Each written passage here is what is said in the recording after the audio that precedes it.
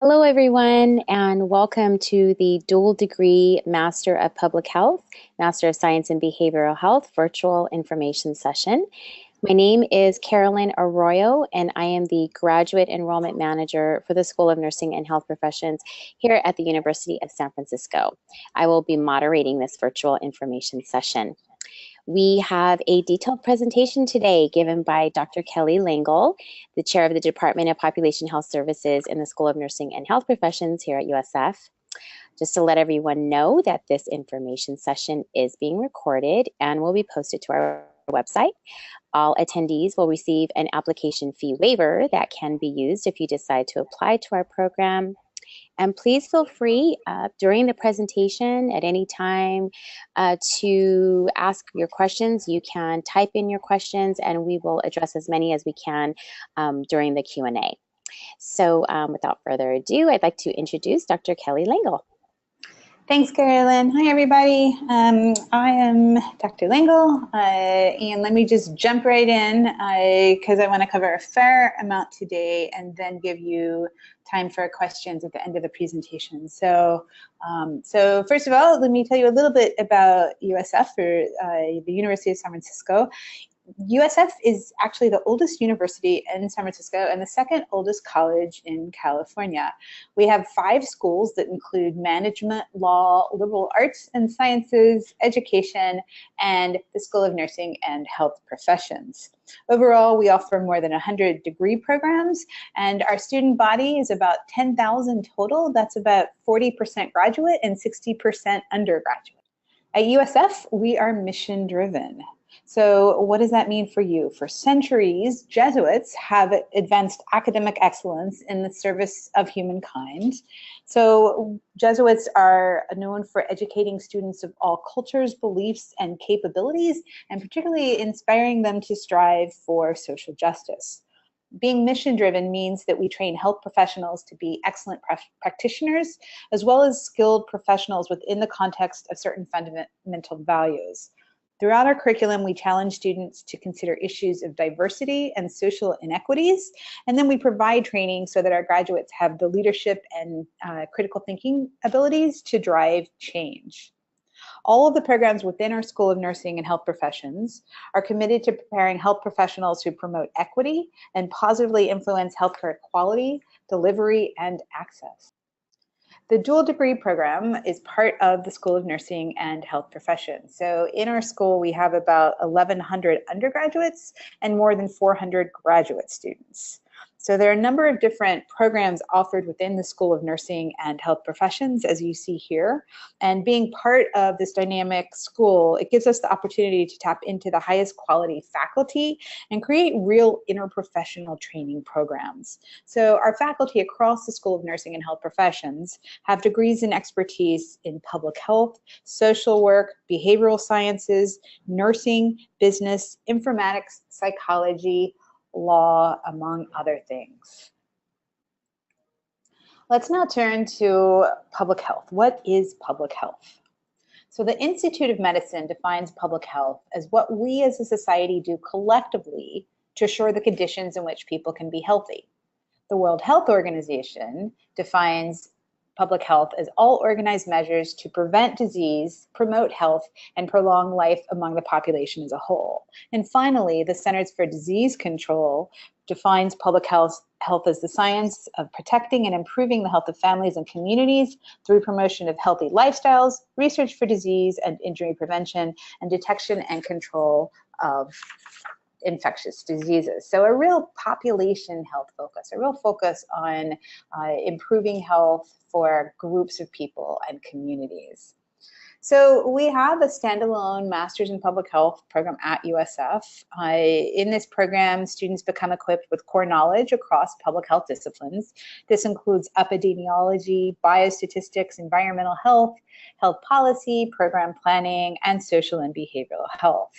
Our MPH program is offered in 3 different formats. We have our generalist program in San Francisco, an online program that's asynchronous. It means that you don't actually you don't have assigned days of the week when you need to be online. And then we also have a concentration in health policy in Sacramento. These programs are typically completed over 2 years, and they, as an MPH student, you would typically take 2 classes per semester, if in a hybrid format where we alternate online and on-site classes or fully online. The MPH program is 45 credits total. This includes 8 core courses in foundational competencies. It includes 4 electives, and then a required 300 hours of fieldwork and a culminating capstone project or master's thesis. Now, turning to behavioral health, what's behavioral health? So the Substance Abuse and Mental Health Services Association, or SAMHSA, defines behavioral health as a state of mental and emotional well-being and choices and actions that affect health. The Agency for Healthcare Research and Quality defines behavioral health as mental health and substance abuse conditions, health behaviors, including their contribution to chronic medical illnesses, life stressors and crises, stress-related physical symptoms, and ineffective patterns of healthcare utilization. And finally, this lovely definition from the Maine Health Access Organization defines behavioral health as the connection between our behaviors and the health and well-being of the body, the mind, and the spirit. So in our Master's of Science in Behavioral Health program, we see individuals as parts of systems in which each component influences the other. And we recognize that achieving better health, overall health requires attending to not only mental health conditions or physical health conditions, but also to the factors which impact healthcare access and social factors such as housing and education. So in our program, behavioral health involves analyzing and understanding how human behavior is influenced by both physical and mental health, and how human behavior can improve our mental and physical well-being. So in addition to courses designed specifically for the MSBH program, our students take courses in clinical psychology, public health, healthcare informatics, and leadership. So the program logistics for the standalone MSBH program is that students will typically complete it in 12 months, and it involves evening classes. You are on our Presidio campus approximately 2 nights per week. It's offered in our hybrid format. So again, this is where 1 week it is in person at the Presidio, and 1 week it is online. Classes are at the Presidio near Chrissy Field in San Francisco. It's a total of 34 credits. So that equates to about 10 classes. And in the MSBH program, you're also required to complete 300 hours of fieldwork, as well as the culminating capstone paper or master's thesis. So let's now talk about the MPH MSBH dual degree. So this program is designed for students who want to obtain an MPH and expertise in population health, but they also desire additional knowledge and skills to address behavioral and mental health issues that are gained from the MSBH program. It's appropriate for students who are committed to eliminating health disparities and working with vulnerable populations, as well as students who are committed to creating social and physical environments that promote health for all. The dual degree provides a broad, in-depth knowledge base and toolkit to help students learn how to design, implement, and lead evidence-based healthcare and community programs. The emphasis is on practice-oriented and applied skills and competencies. Now, importantly, on completing the dual degree program, you'll have 2 degrees. You'll have your MPH and you'll have your Master's of Science in Behavioral Health. So what that means is that when you have your new business card printed after you graduate from the dual degree program, it'll have your name, comma, MPH, comma, MSBH. Now, why do students enroll in the MPH MSBH dual degree program? So here, this is Valerie, who is currently, she's graduating from our program this August. And so just a few thoughts from her about what was appealing to her about the dual degree program. I'm just gonna highlight a few things. She really likes this focus on individual level health and how social, physical, and psychological factors impact health and well-being. And also really appreciated how she gets these core public health courses such as epidemiology, biostatistics, health policy, but then also gets these additional skills from her MSBH classes. And so overall, she feels this will make her a really strong leader in behavioral and public health. And then also, here's a little bit from Joyce about why she decided to enroll in the dual degree program. And she says, I have always understood that before I can become an agent of change, I need to understand the range of behaviors and motivating factors that contribute to why people do the things they do. Through the dual degree, I will develop the competencies I need to give others the opportunity and universal right to health and well-being that I righteously believe in. So let's talk a little bit about the logistics of the MPH MS PhD dual degree program. So you complete requirements for both the MPH and the MSBH, and total it requires about 60 credits for completion for fall entry for a new cohort. And the advantage to this is that it saves time and money over if you were attaining the MPH separately and the MSBH separately. Most dual degree students will complete the program in 6 semesters, so that's 2 years. However, some students will take an extra 1 or 2 semesters to complete the program, and that's perfectly acceptable. So courses can be taken in a hybrid format. So that's this combination of on-campus classes 1 week and then online classes alternating weeks. You can also combine online classes with those hybrid classes.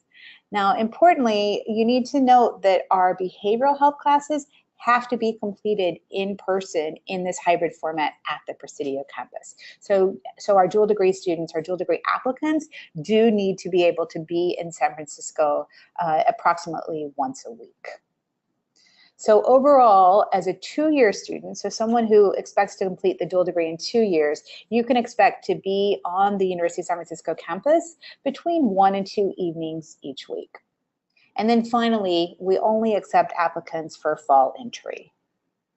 Now, we also require a 300-hour fieldwork internship in a public or behavioral health agency. This is a really exciting aspect of our program that students really look forward to, and that really has a major impact on them being able to bring together all of their learnings from the MPH MS PhD dual degree program and apply them in a practice setting. So you will complete your fieldwork, your 300 hours over 2 semesters. You'll take a class at the same time, and then you're going to write a professional quality capstone paper, as well as do a professional quality presentation that is done at the very end of the program in August at our Health Professions Day. So the fieldwork experience for our dual degree students should have an emphasis on data with a behavioral health focus. And you will work closely with faculty to identify potential sites and match you to agencies that are based on your experience, your interests, your career goals. And we work very closely with you. You'll talk with your advisor, which would be me. You talk with our fieldwork coordinator. You really have a lot of support for identifying and solidifying that placement. A few of the placements for our current students include Huckleberry Youth Programs, the Epiphany Center, the USDA Supplemental Assistance Program, the Homeless Prenatal Program, the Family Caregiver Alliance, Project Open Hand, Health Right 360, Healthy Vibe, the UCSF Cognitive Training and Early Schizophrenia Study, and St. Anthony's. So really, there are a range of different placements, and they really are matched to the interests of the student and the needs of the agency. Now, there's 7 main areas where you will be taking courses. So let me just briefly talk about each one of these. The first area is health leadership and interprofessional collaboration. So these include classes in team leadership and collaboration, health policy, behavioral health ethics, and public health leadership and administration. Second of all, our classes focus on behavioral and public health care delivery and systems. So these include classes such as chronic conditions, integration of behavioral health in primary care, foundations in behavioral health, and communication skills for behavioral health professionals. Third, we focus on intervention development as well as program management. So you'll take a core class called Program Planning, Management, Evaluation. You'll take a class on communicating for healthy behavior and social change, as well as the class on project management and quality improvement. And then our fourth main area of courses focus on research and evaluation. This includes biostatistics, epidemiology, and applied research methods. You'll also take classes in environmental health and health informatics. And then you take 4 elective courses, and we offer a variety of different elective courses every year. We're constantly adding new courses, as well as trying to make sure that we're able to offer students favorites. Some of the courses that, some of our elective courses include global health, adolescent health, health economics, maternal and child health, community-based participatory research, grant writing, sexual health in public health practice, and we have a new course that we're offering soon in geographic information systems. And then finally, the 7th area of your courses include fieldwork and your culminating capstone document. Now, what types of job opportunities might there be when you complete the dual degree program? There's really an endless range of opportunities, employment opportunities that you might be interested in, and that your skill set and your degrees would set you up well for acquiring. So these are just a couple. We have students who have had these, graduating students who have had these all of these titles and many more. So here are a few of our faculty and staff in the public health and behavioral health programs. So just very quickly, we have a wonderful range of faculty with a variety of different skills and expertise areas. So I'm a health behavior scientist. Dr. Nosik is a nurse and a midwife and has a women's health focus. Dr. Keeler is a health economist and policy expert. Dr. Sattler focuses on environmental health. Dr. Couture is an epidemiologist and statistician. Dr. Grinstein is a health services and policy expert. Dr. Raffel is a social worker and behavioral healthcare specialist. Dr. Hua, oh, I'm sorry, this is incorrect, but Dr. Hua is a clinical psychologist. Dr. Su is a global health and policy expert, and Dr. Escobar focuses on partnerships and community health. So we really have a range of faculty with expertise in a lot of different, very topical, cutting edge, important, critical areas for public and behavioral health. Now, just to kind of summarize, so for current applicants who are applying to begin the MPH MS PhD dual degree program this fall, so fall of 2018, you have to begin in 2018. It's the only admit time that we have, only once per year. You want to initially plan for 6 semesters of coursework over 2 years, although you could extend this by 1 to 2 semesters if it's preferred. It requires about 60 total course credits for completion, and you will do a fieldwork placement in your last 2 semesters of the program.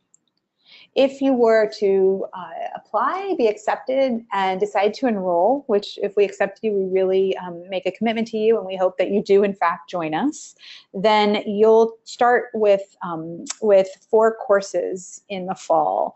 And the first 2 courses are kind of introduction courses that really go together. There are Introduction to Community Health Concepts and Foundations of Behavioral Health.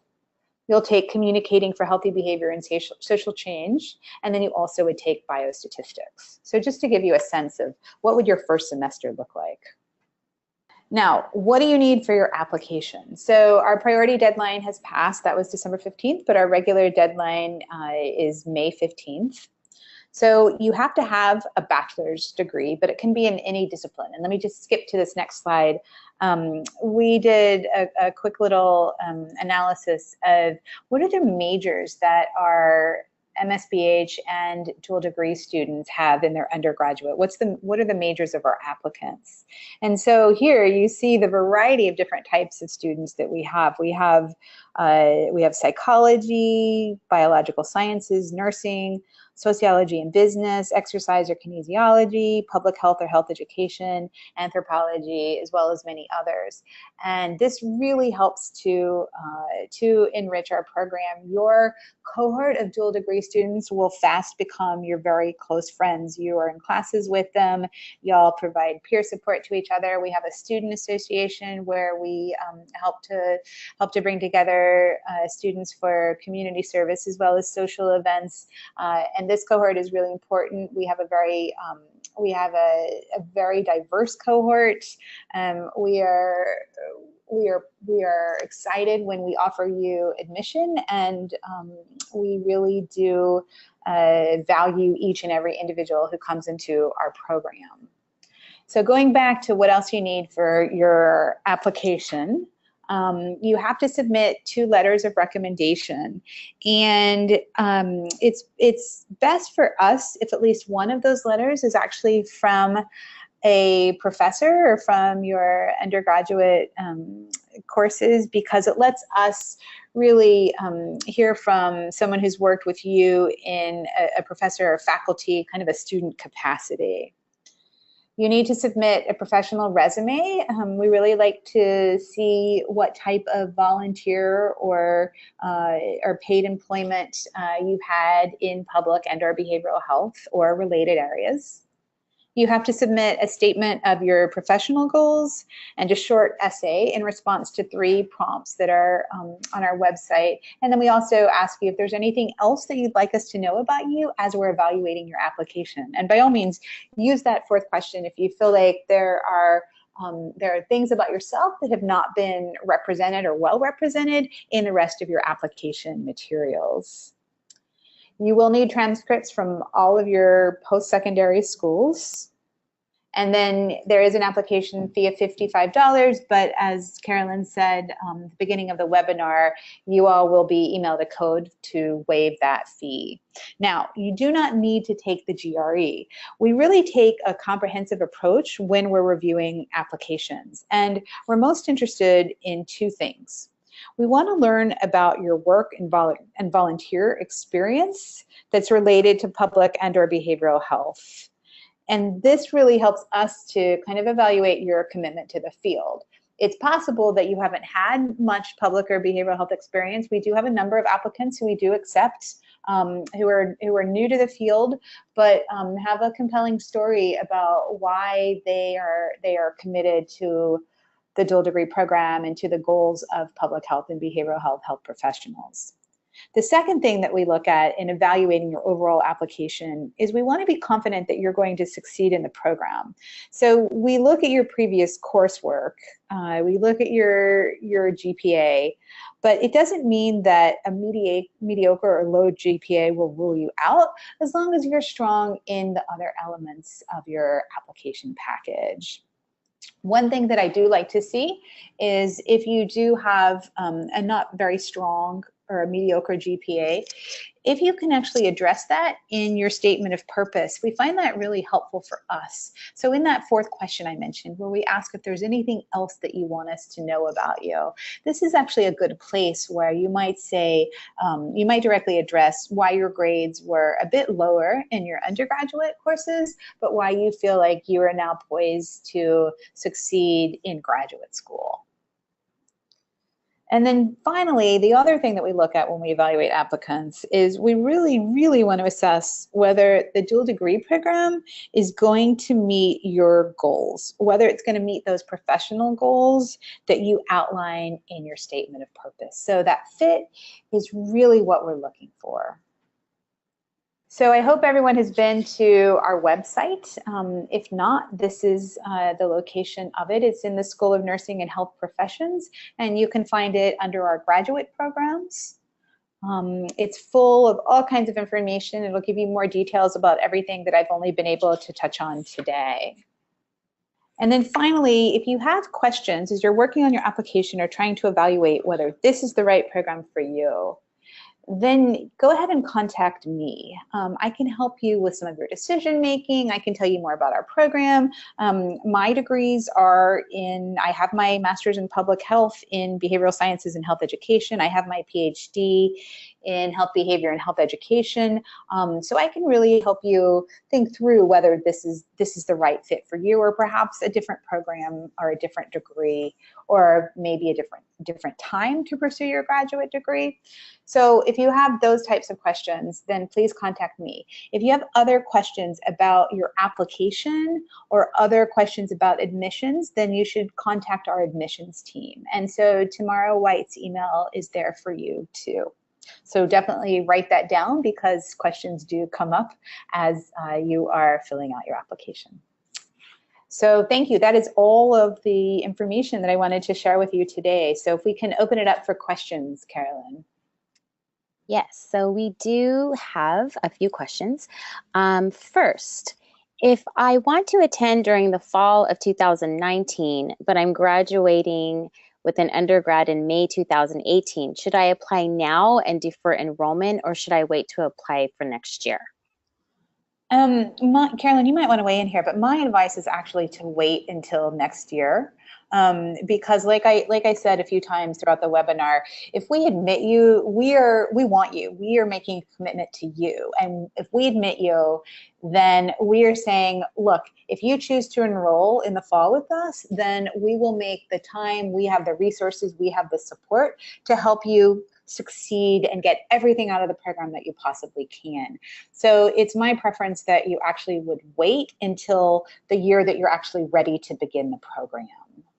Yes, and I would agree with that too. So thank you for that question, Jade. I also have a question regarding letters of recommendation from Melanie. Melanie asks, for the letters of recommendation, can I use 2 professional references instead, since I've been out of school for quite some time? You can, you definitely can. And you know, and often our applicants do. My comment I made earlier about how it's helpful to us if you have a recommendation from a professor in your undergraduate, it does help us. But if you don't have the ability, or you feel like it's not feasible for you to go back to one of your professors, then that's entirely acceptable. Michelle has a question. Would any class be waived if I have taken before in the undergraduate degree coursework? So I'm assuming if, as an undergrad, if any public health courses were taken, are any of those waived? So we rarely allow students to waive courses. We're very systematic, thoughtful, intentional. We provide very high quality content and courses to our students. And so if you feel that you have expertise in a particular area that you did gain from an undergraduate course, you would talk to me, your advisor, and I would ask you to show me the syllabus from that undergraduate course, as well as what your grade is, and then we can evaluate that against the current syllabus for that particular course. But we really prefer that you take our graduate level courses because they have the right focus that our program promises to you. So it's possible if you do waive classes, you will have to take something to replace that course. So for instance, if you waived epidemiology, you had it as an undergraduate, but it would have to be an upper level course. Again, we would work closely on that to make that decision. Then you'd have to take another course that had a research or a quantitative or epidemiological focus in its place. Great, thank you. Oh, let me add one more thing. Sure. Our policy is that you can waive or transfer in, if you will, up to 6 units. So for us, that would equate to maybe 1.5 classes. Let's see. Kimberly has just asked a question. Hello, what would a typical day of classes look like? Can we get more clarification on what to expect? For example, is it only a hybrid program on campus and online? Is working while completing this program feasible? Great question. I should have provided more details for you all. So let me answer the second part of your question first. Most of our students are working professionals. We've designed our courses so that you can continue to work. All of our courses start at 5 p.m. Some classes don't actually start till 7, but most of them start at 5 p.m. and they go till 7, 8, or 9 p.m. So they're long classes. So you would be in class, like I said, about 1 to 2 times a week. So for the fall semester, if you enrolled in those 4 courses that I mentioned, your schedule might look like this. The first week of classes, you will be at our Presidio campus on Tuesday and Thursday from 5 to 9 p.m. both of those days. The following week, you would be at the Presidio campus on Wednesday from maybe 5 to 8 p.m. And then the next week, you're going to be back on campus Tuesday and Thursday night from 5 to 9 p.m. So that's how the logistics of the classes work. You do have the option to take some of your courses online, and some students do that once they're a little bit more comfortable in the program. But what we find is that with most of our dual degree students, that they really prefer that in person, that presence, being there with their peers in person and with faculty in person. But you do have the option to take online classes, and so you might decide one semester that you want to take health policy online because it works out better for you logistically. And we will do everything we can to support making that happen. So that's kind of how it works. Our spring and fall semesters are 16 weeks. So they start, I think this year we start August 21st or August 22nd. And classes will go through the very beginning of December. In the spring, we actually start, I think it's the 3rd or 4th week of January. So you have the first 3 weeks of January without classes typically, although we do have election options then, and classes will go until the 1st week of May. And then your summer courses will start about the 3rd to 4th week of May, and they'll go through the 1st or 2nd week of August. And we have between 1 to 2 weeks between your finishing your spring semester and beginning the summer, and between finishing the summer and the fall. And then you have about 6 or 7 weeks between finishing the fall semester and beginning your spring semester. So I hope that helps a little bit. Also, just logistic-wise, because our classes are all in our Presidio building, the space is such that there is a large kind of lounge area for students. And so oftentimes, if students have the ability to arrive before 5 p.m. when their classes start, then they'll come earlier in order to hang out with peers or perhaps to work on group projects. And that's a really nice space that we're able to offer our students that they take advantage of. Most faculty will also do open office hours starting at 4 o'clock on those evenings when their classes begin at 5 p.m. So I hope that helps to answer your question. Working full-time can be difficult. If you are thinking that you want to maintain your 40-hour-a-week job, I would encourage you to think about how you could scale back on that a little bit. Definitely students who work full-time and complete the dual degree program, it can be more stressful for them. If you can cut your work back to 20 or 30 hours a week, that helps tremendously.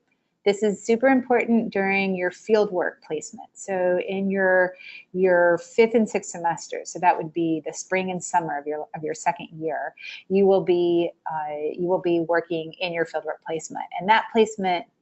Typically, students are there 8 to 10 hours a week for about 5 months. So beginning in mid to late January, lasting through July.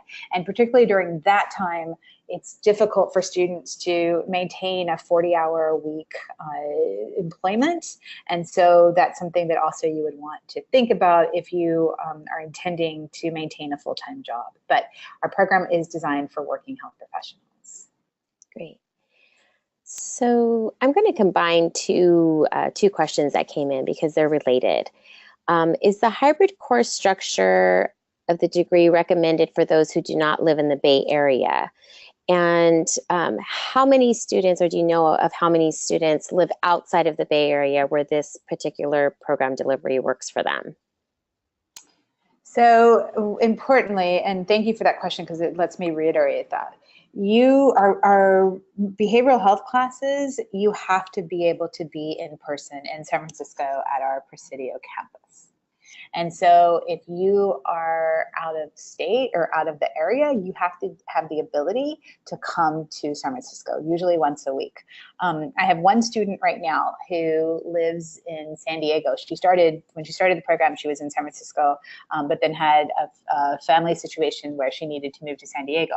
So she flies to San Francisco once a week. It's hard. And she actually is moving back full-time to San Francisco this summer because it's been challenging living in San Diego.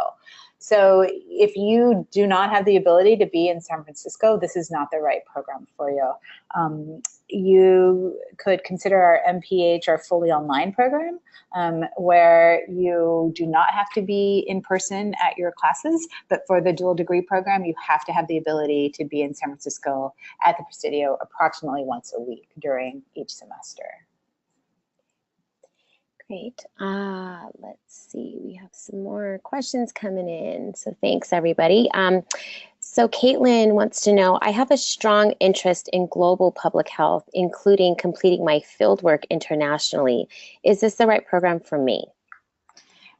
So thank you for that question. You know, every application cycle we get questions about, can field work be completed internationally? And so I will, candidly, we have not had any dual degree students do their field work internationally, but I am a global health expert. I've done a lot of work in global health, and I appreciate students' commitment and passion for that area of health. And so we would work with you to secure a global health placement outside of California in another country, and then figure out how the coursework would dovetail with that. Like I said, several students will have started the dual degree program with that intention, and then once they're in the program more and we talk more about it, they have decided to go ahead and do their field work locally, because what you are learning in field work, it can be applied at the local or the national or the global level. But we would work with you to secure that international field placement, and then figure out how to provide your field work and capstone coursework if you are in fact not in the country. What gets tricky there is that because our classes, some of your required classes are only offered once a year, we have to build a very carefully planned course pattern for you that's going to veer off of our standard course pattern for dual degree students. But we can definitely sit down and talk about that to figure it out. Great. Okay, let's see here. So, if I have already applied, when do you expect to share admission decisions? Hopefully within, I don't know, I'd say about a month. Carolyn, you might have a better sense of how we're doing with our. We try and give a response within maybe 6 to 8 weeks. So if you've already applied, then either we've already reviewed or shortly we will review your application, and we try and give as quick a turnover as we can. You're always welcome to email us, and you can email me or Tamara and say, hey, you know, how's the review of my application going? And also, if you have another deadline, so if you have other programs you're considering or you have another deadline that you need to meet, please do email us, because we are highly responsive to each one of our applicants, and we will work quickly to review and provide you a decision on your application if in fact you do have some other deadline that you need to meet. Right. Yes, I would suggest that too. And also just to keep in mind that we will send an application over for review once all of the documents are submitted. So that does include letters of recommendation. So you just want to make sure that you're informing your recommenders, you know, that they will be contacted by us. The way that it works out is with the application, you will provide your recommenders information, their contact information. We will contact them and let them know how we want the letters sent to us. So I know that sometimes that could be a holdup, is if you know, we don't receive those letters of recommendation. And you can always go on the portal, your application portal, and you can always see where your application is at in the process. If you're missing documents, we will contact you right away, and also it should show up on your portal if you're missing documents. So you want to keep on top of that too. Thanks for adding that, Carolyn. That's really important, because your application is not sent for review to our review committee until it's complete. And so that 6 to 8 weeks that I said is from the time that your application is complete, because we can't review it until we have all of your materials. Right, and that is important to note, because I think oftentimes applicants assume that that window, for example, if it's 4 weeks or 6 to 8 weeks, that it's from the time that they submit their application, but it's really from the time that we have all of your documents, including all of your unofficial transcripts or whatever else may be missing. So that was a good question. So thank you for that one. We do go as quickly as possible. It depends on where we are in the semester and all of the different applications coming in. Right. Okay, so Melanie has a question. If you do not satisfy the prerequisite classes, for example, psychology and statistics, do you recommend enrolling in the class now or wait until you have been already admitted? No, that's a great question. I don't have a good answer to that. Carolyn, do you have any thoughts on that? Well, I would suggest to enroll in the class. I mean, if the prerequisite classes, I'm assuming that that is part of the admission process is to make sure that you complete those prereq courses. So if you've already, for example, if you already have your undergraduate degree, I know that many applicants will enroll in your local community college to take those classes. And if there are any classes, if you take a look at your transcripts or your undergraduate history, if there's any classes that you think you want us to review for psychology or statistics, because there are a lot of different types of courses out there that may qualify for those prereq courses, then you can just send the name of the course, where you took the course, and a course description over to just email us, and we will let you know, or we'll usually pass it on to either Dr. Langle or Dr. Raffel, to ask them if those satisfy the prereqs. I hope that answered that question. Yeah, no, that's great. And we will sometimes do a conditional admit where we will admit you on the condition that you actually complete those requirements with a B- or higher.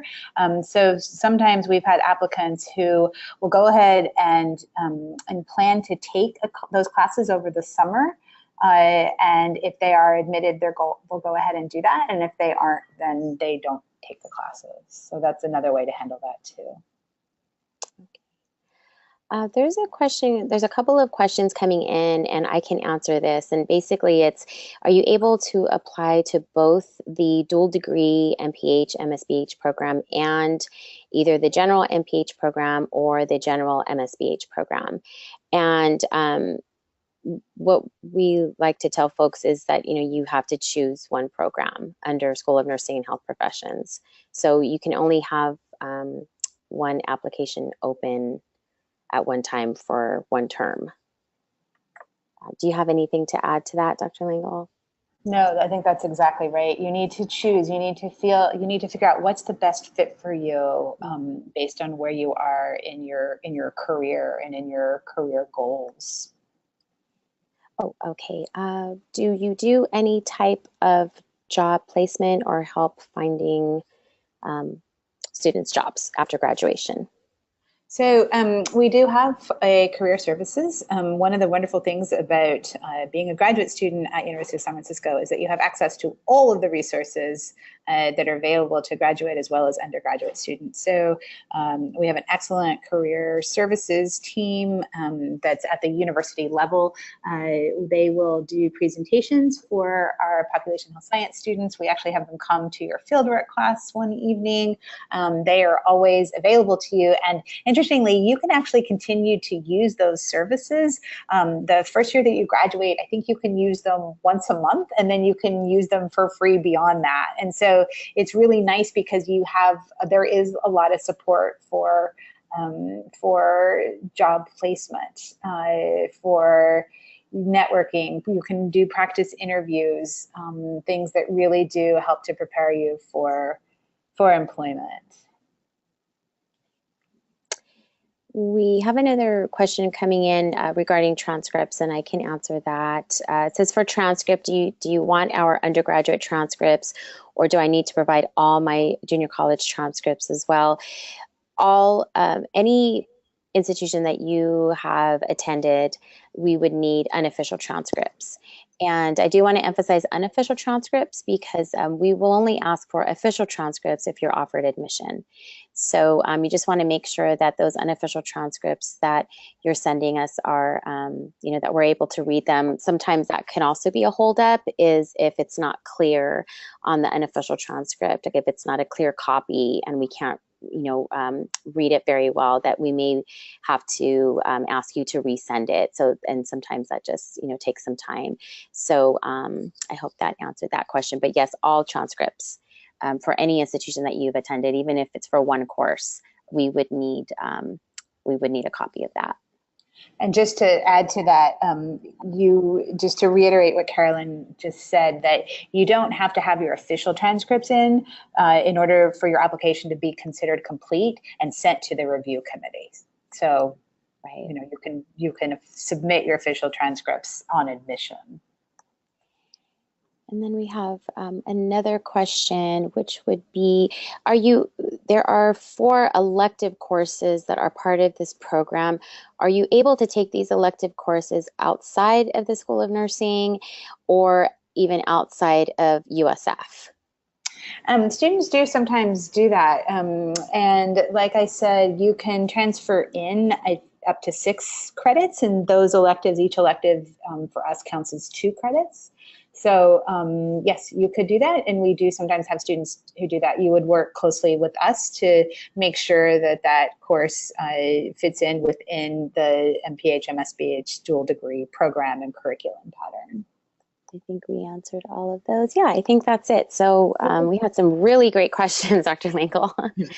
Yeah. No, thank you all, because it gave me some ideas of what I can add to the webinar or the program information documents we have. So thank you for all of those and for listening and being interested. Yes, absolutely. So I think if that ends our webinar today, I just want to thank everyone for taking the time during your busy day, during your lunch hour, to attend this virtual information session. We hope that you found the information helpful, and if you have any questions at all, please do not hesitate to contact us. We're currently accepting applications for fall 2018, and all attendees will be receiving an application fee waiver by email, should you wish to apply to our program. And last, I just want to give a special thank you to Dr. Langle for a wonderful and informative presentation. So thank you so much. And I'd like to wish everyone a wonderful day. And all right, have a good day, everybody. Thanks, everyone. Bye-bye.